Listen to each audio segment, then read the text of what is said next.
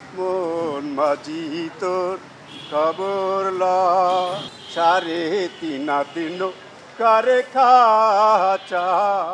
ঢাকা বিশ্ববিদ্যালয়ের চারুকলা প্রাঙ্গণে এ যেন সৃষ্টির উৎসব। চলছে বৈশাখের আমন্ত্রণে মোটিফ নির্মাণের কর্মযজ্ঞ। ১৪৩৩ বঙ্গাব্দ বরণে গড়ে উঠছে নানা আকৃতির ৫টি মোটিফ। এখন পর্যন্ত আকৃতি দাঁড়িয়েছে মোরগ, হাতি আর সুখের পায়রার। এর বাইরেও ট্যাপা পুতুলের পাশাপাশি বাউলদের উপর হামলার প্রতিবাদে নতুন করে যুক্ত করা হয়েছে একতারাও।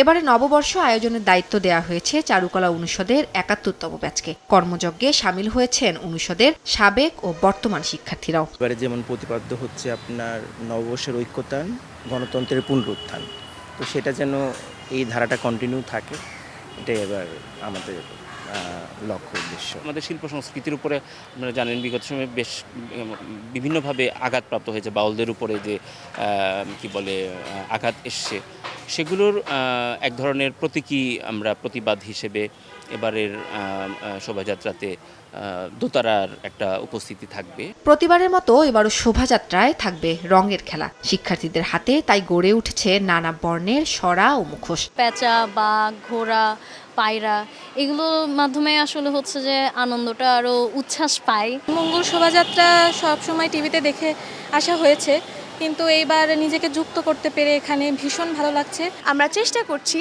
যে ঐতিহ্যটাকে ধরে রাখার, একদম কালারফুলভাবে একটা বাঙালিয়ানা যেটাকে বলে আর কি। নববর্ষের ঐক্যতান, গণতন্ত্রের পুনরুত্থান প্রতিপাদ্য নিয়ে এবার রাজধানীতে উদযাপিত হবে বৈশাখ বরণ উৎসব।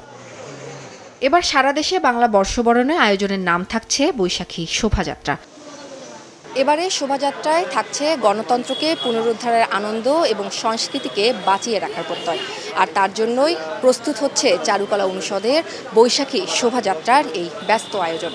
উম্মে হানি, সময় সংবাদ, ঢাকা।